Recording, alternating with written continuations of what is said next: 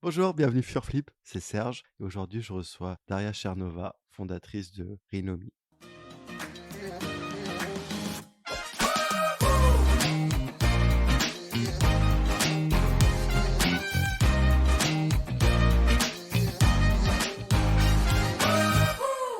Bonsoir Daria, Bonsoir Serge. est-ce que tu peux te présenter? Déjà, merci de me recevoir dans ton podcast. Je suis ravie de participer à cette aventure.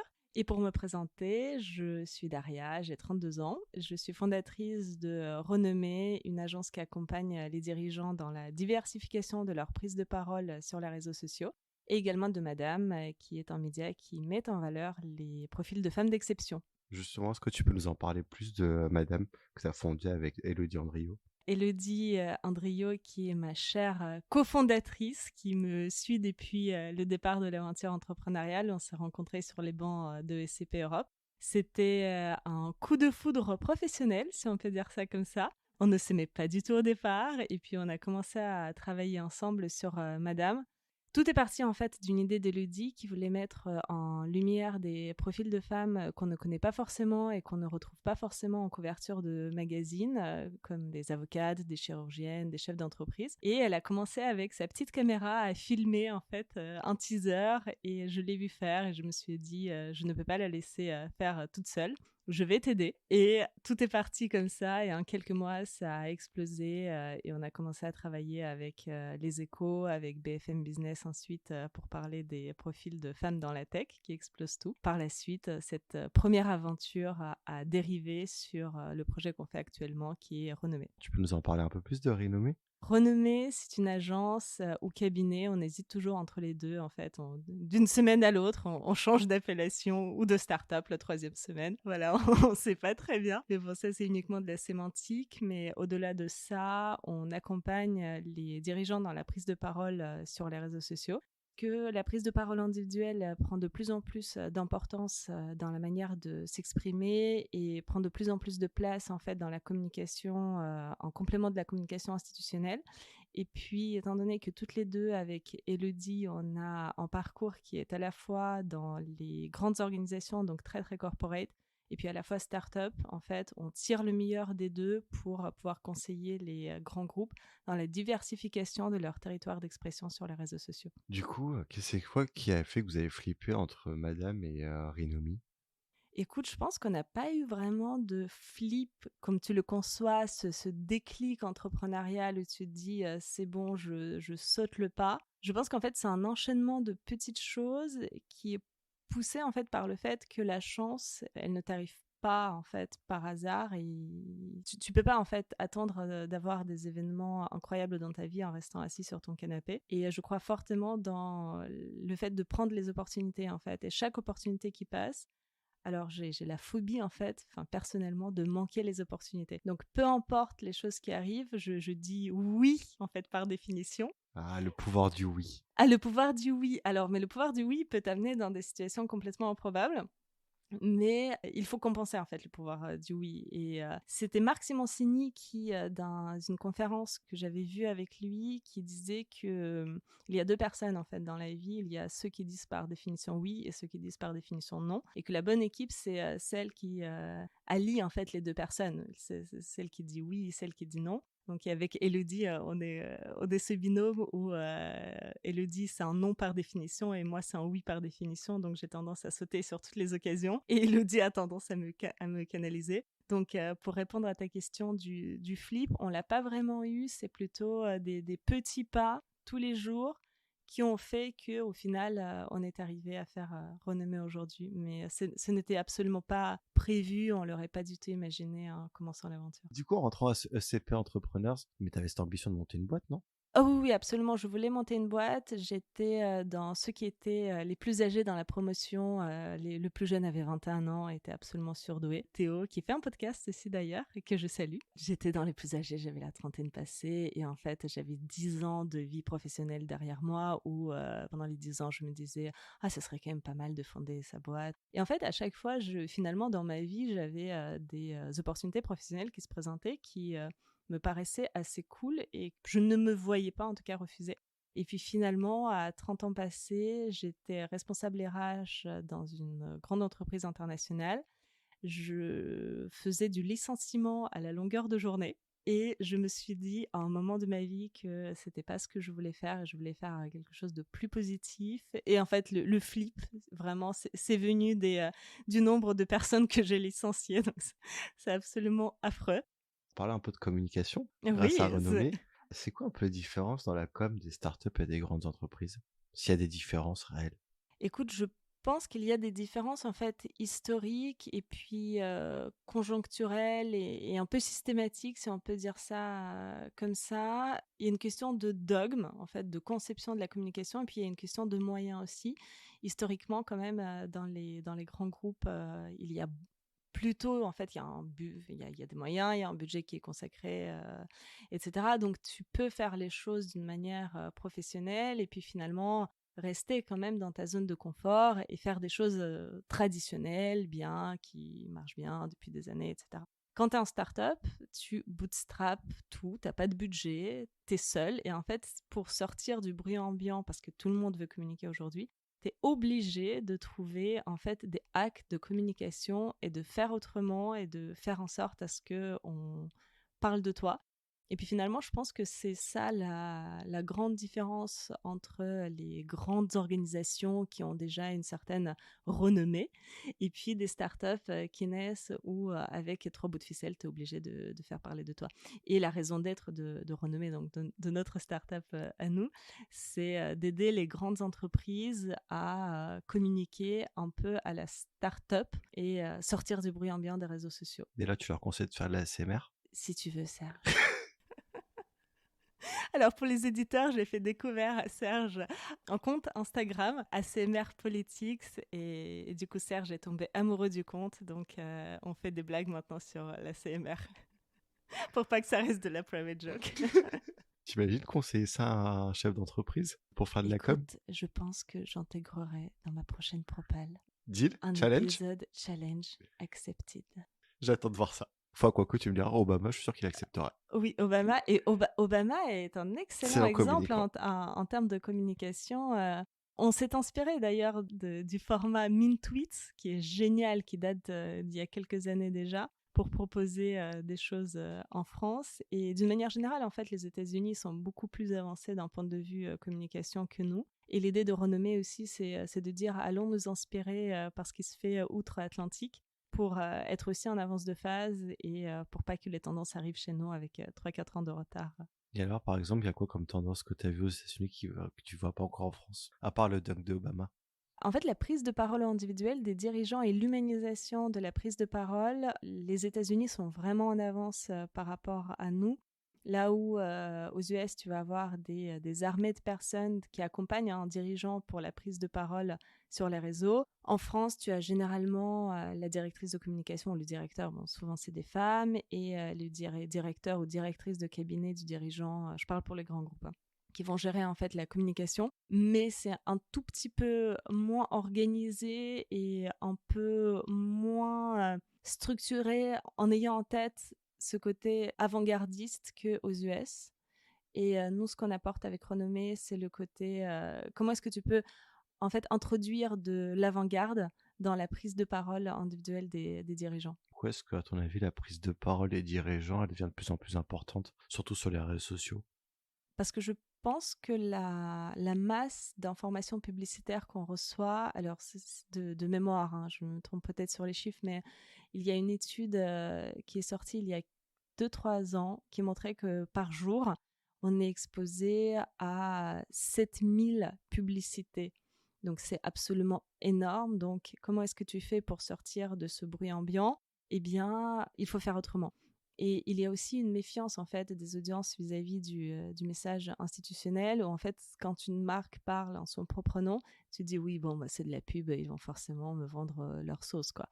Alors que quand tu as une personne en fait qui parle en tant que dirigeant, tu as forcément le côté personnel en fait qui rentre là-dedans et je pense que ça devient de plus en plus important. Aujourd'hui, tu achètes plus vraiment, enfin t'achètes un produit pour la marque, par exemple Apple. T'achètes, je sais que tu es un grand fan, Serge, mais t'achètes Apple pour tout ce que la marque représente. Mais il y a d'autres marques qui sont incarnées. Et par exemple, Elon Musk, tu dis, mais si Elon Musk lance un truc, ça va être forcément génial parce que c'est Elon Musk. Ouais, mais c'est comme ça que j'ai commencé à acheter Apple, mais c'est pas à cause pour Apple, c'était pour Steve Jobs. Écoute, moi, je suis toujours chez Free et j'ai pris Free Mobile Pour Xavier Niel. pour Xavier Niel, exactement, parce que je me suis dit, si Xavier Niel le lance, c'est que c'est forcément bien. Donc, en fait, ce pouvoir d'incarnation personnelle est très fort. Après, il faut que ce soit quand même en cohérence avec la personnalité du dirigeant. Tous les dirigeants ne veulent pas se mettre en avant. Il faut que ce soit leur propre voix, il ne faut pas que ce soit téléguidé, il faut que ce soit authentique et je pense que l'authenticité est primordiale en fait dans cet exercice-là. Justement, comment tu arrives à humaniser la prise de parole d'un dirigeant, sachant qu'il doit rester comme dans le cadre de ses fonctions et que tout est contrôlé? Alors, c'est un exercice d'équilibriste, hein. Je pense qu'il faut trouver le bon équilibre entre la partie corporate, parce qu'un dirigeant s'exprime forcément au nom de l'entreprise et puis il porte en fait les couleurs de l'organisation. Et puis, il faut ajouter la petite touche personnelle. On a tendance à dire avec Élodie, chère renommée, que dans la communication personnelle sur les réseaux sociaux, parce qu'on se axe vraiment sur les réseaux sociaux, il faut 80% de corporate et 20% de perso pour ajouter cette touche justement un peu unique et de passion et de valeur perso. Comment tu fais passer d'une personne, d'un simple dirigeant d'entreprise à un leader d'opinion? Parce que finalement, c'est ça le but en fait, c'est que ton dirigeant devienne un leader d'opinion, non? Alors, ça dépend ce que tu entends par leader d'opinion, parce que les dirigeants, généralement, ils s'expriment déjà en fait dans la presse, en fait sur les canaux de communication traditionnels. On va faire une tribune dans les Échos, on va faire un interview dans Le Monde, et puis on va les parler sur Europe 1. Et en fait, les dirigeants maîtrisent plutôt bien en fait ces canaux d'expression traditionnels. Et si on regarde uniquement ces canaux-là, on peut dire qu'ils sont leaders d'opinion parce que finalement, ils ont une bonne exposition médiatique sur la presse économique. Mais sur les réseaux sociaux, c'est une toute autre histoire. Là, il y a des dirigeants stars sur les réseaux sociaux, comme par exemple Stéphane Richard ou Frédéric Oudéa. Ils ont des centaines de milliers de followers sur LinkedIn, sur Twitter. Et puis, il y a des dirigeants, en fait, qui volontairement n'existent pas du tout, en fait, sur les réseaux, ni sur LinkedIn, ni sur Twitter. Et là, je parle uniquement pour les deux réseaux qui sont considérés comme pros. Et on ne parle même pas d'Instagram. Là où, outre-Atlantique, notamment, les dirigeants ont un vrai compte Insta. En fait, ils ont compris le pouvoir de frappe de Facebook et d'Instagram notamment, parce que c'est une autre manière de s'exprimer. Il faut accepter les codes et les dirigeants, en fait, les ont pris. En France, on n'a pas de dirigeant aujourd'hui qui est présent sur Instagram, alors que le pouvoir de frappe est assez énorme. Oh, j'ai pas fait gaffe, mais c'est vrai que j'en ai pas vu. Si t'en trouves, je suis preneuse, avec une belle communauté et un statut d'influenceur hors start-upper. Ouais, c'est ça, hors start-upper, je Hors réfléchissais. start-upper, Je connais exactement. que des start-upers qui sont sur Instagram. Et en plus, ce qui est marrant, c'est que je connais que des start-upeuses Oui. sur Instagram plus que des start-upers. Eh bien, figure-toi que Justine Hutto, Bah voilà, on en revient. Justine, on la cite un exemple au grand patron en disant « Regardez, Justine, elle est formidable, elle s'exprime d'une manière top sur les réseaux et ça marche, en fait. » Et Guillaume Gibault. Oui, c'est vrai. Guillaume, qui a une très très belle communauté sur Instagram et dont le contenu est quand même de grande qualité. Tu viens de poser une Ouais, c'est une colle. colle, hein. Tu viens de me poser une colle. Non, j'en vois pas On du n'a tout. pas encore trouvé, enfin, nous de notre côté, on a regardé, on n'a pas encore trouvé de bons élèves français sur Instagram. Et du coup, en devenant leader d'opinion, mais sur les réseaux sociaux, c'est quoi les hacks que tu pourrais proposer, que tu leur proposes en général? Alors le hack, c'est, on prend en fait l'ADN du message. Il faut que le message soit comment dire, en adéquation avec ce que l'organisation, enfin les messages clés de l'organisation, et puis avec leur personnalité, leur authenticité, etc. Et en fait, le hack, ça va être comment est-ce que tu vas faire pour transposer en fait leur manière de faire dans les tribunes traditionnelles sur les réseaux sociaux, parce que sur Twitter, en fait, tu publies ton communiqué de presse, mais personne va le lire, en fait. Non. Non. Non, vraiment, personne. Sauf les fanas Non, il y a peu de chance. ouais, et encore, tu vois, personne n'a le temps en fait de lire les communiqués, les CP publiés sur Twitter. Donc en fait, le hack, c'est de transposer le cœur du message dans des formats qui sont social media friendly. Et en fait, ça évolue tous les jours. Eh bien, comment est-ce que tu fais pour transposer le message que, en tant que dirigeant, tu as voulu passer dans ta tribune dans un fleet? Et ça, c'est l'exercice qu'on fait avec eux. Comment tu fais pour que ton dirigeant fédère une communauté autour de lui? T'as des propositions que tu leur fais, que tu construis ça comment avec eux? Alors, effectivement, il y a des propositions, mais en fait, on s'inspire du bon sens parce qu'il y a beaucoup de dirigeants qui ne connaissent pas assez, en fait, les réseaux. C'est une culture, en fait, à avoir. Donc, des choses qui semblent complètement basiques et un peu du bon sens pour les start-upers parce qu'ils sont nés dedans et parce qu'ils n'avaient pas des moyens. Donc, en fait, la seule possibilité de sortir du lot, c'était de communiquer sur les réseaux parce que c'est gratuit. En fait, les dirigeants des grands groupes ne l'ont pas forcément. Parfois, c'est des choses, mais assez simples et on revient un peu aux bases de créer les interactions, poser des questions, avoir un ton authentique, ne pas avoir aussi peur des réseaux sociaux parce qu'il y a une méfiance encore vis-à-vis de Twitter, par exemple, des dirigeants qui ne veulent pas du tout être sur Twitter parce qu'ils ont une mauvaise image des réseaux. Et en fait, notre rôle aussi, c'est de déconstruire cette image. Alors, on fait un peu d'évangélisation, certes, mais je pense que ça fait partie du jeu. En même temps, quand tu vois que des stars quittent Twitter parce qu'ils se prennent du bashing, tu m'étonnes qu'un dirigeant peut avoir peur d'aller sur Twitter. Oui, absolument. Et on a des dirigeants, par exemple, qui ne veulent pas faire du live parce que le risque est trop grand d'un point de vue communication. Tu pourras leur citer Macron qui va sur c'était Snapchat, c'est ça? Et plus récemment sur Brut. Oui, Emmanuel Macron, le président, honnêtement, il ouvre la voie, je trouve, et merci à son équipe de communication parce qu'on fait des pas énormes grâce à eux et grâce à lui. Emmanuel Macron sur TikTok, c'était Ah, génial. c'est TikTok, c'était pas Snapchat, pardon. C'était TikTok, ouais. C'était TikTok, j'ai trouvé ça génialissime. C'est incroyable, je pense il y a un boulevard, en fait, encore à conquérir pour les dirigeants et que le président de la République ouvre la voie, c'est un excellent exemple. Et l'exemple de Brut de ces derniers jours est incroyable. En plus, avec une autodérision, enfin, ça rappelle les débuts de communication D'Obama. d'Emmanuel Macron, d'Obama en fait, qui est très, très, très inspiré d'Obama. Et ça fait plaisir, en fait, je trouve, de retrouver ce style de communication-là. Tu penses qu'Emmanuel Macron est le nouveau Obama français en Écoute, termes de com? en fait, dans sa campagne, c'était l'Obama français. Ensuite, donc, Emmanuel Macron, de par ses fonctions de président de la République, ne peut pas avoir un ton qui est celui de Justin Hutto, bien évidemment. Mais je trouve que là, ces derniers temps, on retrouve le ton de la campagne et qui est absolument génial, qui est dans l'air du temps et qui est ultra moderne. Bah, t'avais Mélenchon aussi qui avait fait des hologrammes. En termes de com, ça avait fait le buzz aussi pendant la présidentielle. C'est vrai que ça avait fait le buzz. T'y crois, toi, dans plusieurs années? Avoir des hologrammes partout? Écoute, après ce qui est arrivé en 2020, je me dis, Que tout tout est est possible. possible? C'est bien que tu parles de 2020, justement. Est-ce que, à ton avis, le Covid va avoir des impacts sur la communication des entreprises et des dirigeants? Je pense que le Covid a déjà un impact sur nos vies en général. Il y a des choses qu'on fait aujourd'hui qu'on n'imaginait pas du tout faire avant. Le travail à distance, c'est tout à fait con, mais avant, personne ne pensait que c'était possible de travailler autant à distance. Aujourd'hui, ça semble normal à tout le monde et tout le monde a son Zoom Corner et tout le monde s'est équipé en fonction. Donc, ça a eu l'avantage en fait de cette poussée du digital. Je pense qu'on a encore énormément en fait de chemin à parcourir et Dieu sait ce que nous réserve 2021. Mais effectivement, la communication évolue avec son temps.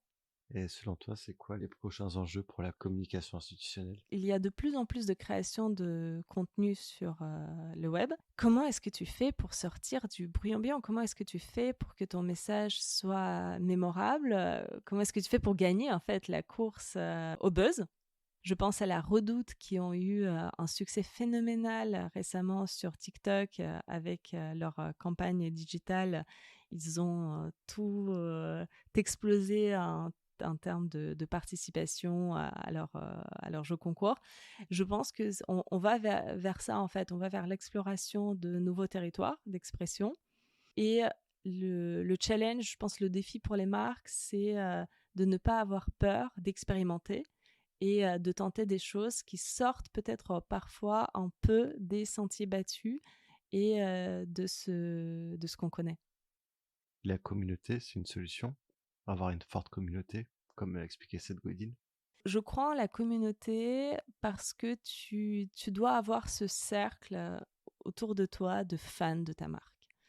Et les marques qui sont des génies du marketing arrivent à avoir cette communauté des fans absolus. Et d'ailleurs, en fait, ça te crée ta soupape de communication en cas de crise. Parce qu'en fait, ta communauté, ça va être tes premiers défenseurs si jamais il arrive une crise. Donc, il faut en fait constituer cette communauté-là en temps de paix, si on peut dire ça comme ça, pour avoir des guerriers en temps de guerre. C'est marrant que tu dis ça parce qu'il y avait un article sur une personnalité qui est très critiquée dans les médias français, Cyril Laquelle? Hanouna. Il est extrêmement critiqué, pourtant sa communauté le sauve tout le temps. Oui, mais je pense que les marques, et si on transpose ça à la prise de parole individuelle, d'une manière générale, on devrait s'en inspirer un peu plus.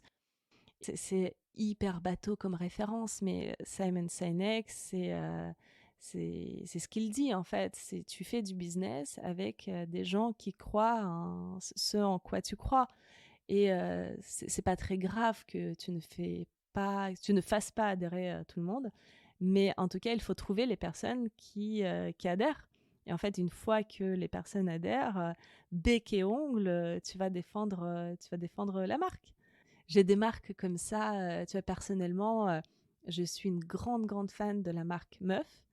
C'est Claire Succo qui a fondé ça, Claire, qui est une entrepreneuse géniale, qui a fondé la marque. Donc pour les auditeurs qui ne connaissent pas forcément, allez suivre Meuf sur Instagram, les regarder, ce qu'ils font, c'est absolument top. L'idée, c'est de faire des vêtements qui sont non seulement éthiques, mais qui portent en fait des messages positifs sur le féminisme. Et la grande force de Meuf, c'est qu'ils ont réussi à générer une communauté qui s'appelle la Meufia. Bien joué. Le jeu de mots, en plus, c'est très bien trouvé. Et généralement, les filles se reconnaissent en fait dans la rue parce qu'elles portent les articles Meuf. Et donc, du coup, c'est « Ah, mais t'as les chaussures Meuf. Oh là là, mais moi aussi. Ah, c'est génial. Et t'as vu ça, etc. » Et en fait, ça crée une espèce de force de frappe qui est bien supérieure à ce que tu peux faire si tu payes une pub très chère à la télé. De toute façon, le bouche à oreille, en général, c'est ce qu'il y a de mieux. Hein. Oui, puis t'as les défenseurs, en fait. T'as des gens qui vont parler de ta marque. Alors, je ne sais plus qui disait ça, mais j'aime beaucoup cette citation. C'est le marketing, c'est ce qu'on dit de ta marque quand tu n'es pas dans la pièce. Exactement ça. Et c'est exactement ça. La communauté, en fait, est révélatrice de ça. C'est bien que tu parlais de meuf et de féminisme. On va terminer ce podcast avec un Flipped Girl Special Woman.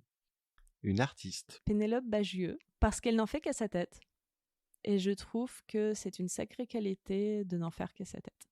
Une scientifique. Je dirais Françoise Barré-Sinoussi. On ne la connaît pas forcément très bien, mais en fait, c'est une des rares femmes qui a eu le prix Nobel de médecine en 2008. Elle est française et elle est à l'origine de la découverte du virus du sida. Donc absolument incroyable. Et aujourd'hui, elle est présidente de SIDAction. Et présidente également, au vu des derniers événements, du comité scientifique qui conseille la présidence sur la gestion de la crise de la Covid. En fait, Daria, votre prochain Oui, grand Serge. flip, c'est pour quand? Écoute, le prochain grand flip, c'est pour dans 1 minute, parce que je pense qu'en fait, il faut vivre en flip. Il y a une phrase qui m'a marquée dans ma jeunesse, c'est réussir sa vie, c'est réussir sa prochaine heure. Et je pense que c'est profondément vrai et il faut avoir les flips dans toutes les heures qui viennent. On terminera ce podcast sur la phrase de Daria sur le flip toutes les heures. Merci. Et à bientôt sur Flip. Si vous avez aimé, n'hésitez pas à liker, partager et commenter. Et vous, le grand flip, c'est pour quand ?